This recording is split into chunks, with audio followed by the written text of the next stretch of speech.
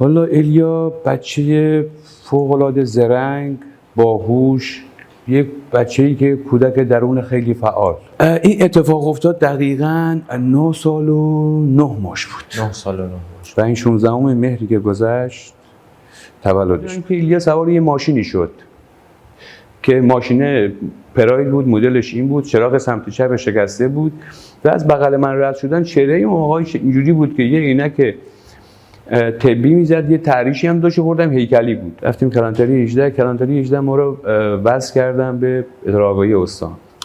تقریبا 12 ظهر بود که اون افسر آگاهیشون به من زنگ زد که آقا بعد کجا تشریف دارین؟ گفتم من فلان جام.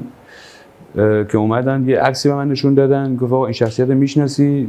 هی نگاه کردن، گفتم نه مثلا ندیدم اینا. گفتم جریان چیه؟ گفت که ما مظنونیم به این، حالا تا غروب مشخص میشه. همین شخص. پزشکی قانونی وقتی یه بچه، یه کودکی همچین آسیبی میبینه تقریبا یه زمانی نیاز داره که تشخیص بده این کار مثلا این شخص هست یا نیست. حالا نمیدونم زمان 5 روزه، 10 روزه، 4 روزه، حالا هر چقدر زمان هست. و همیشه هم این کاری میکرد که یه خودشون دست بالش میچرخید و حالا تا مثلا فکر کنی اون بچه جرأت اینو پیدا میکنه که به خانواده‌اش بگه، تا خانواده‌اش حالا خیلی‌ها که اصلا نسبت به اون شکل آبرو که فکر میکنن اگه ما اینو اقدام کنیم آبروی بچه ما میره، سرپوش میذاشتن روی این.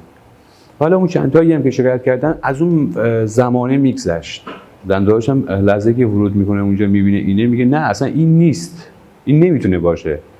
میگه آقا مثلا ما مظنونیم به این، شما شکی چیزی به این نداریم؟ میگه نه آقا این خیلی با شخصیت، خیلی انسان خوبه. میگه اونم برمیگرده میگه شما به اینا بگو من کاری نیستم، شما که آبجی منو میشناسی.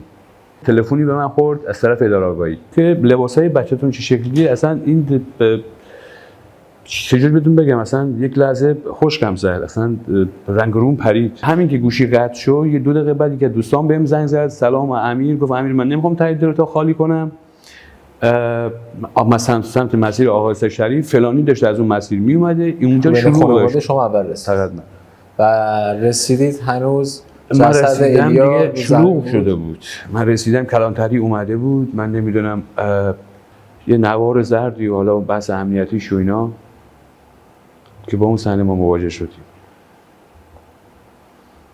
و من چند دقیقه که اصلا بیهوش شدم.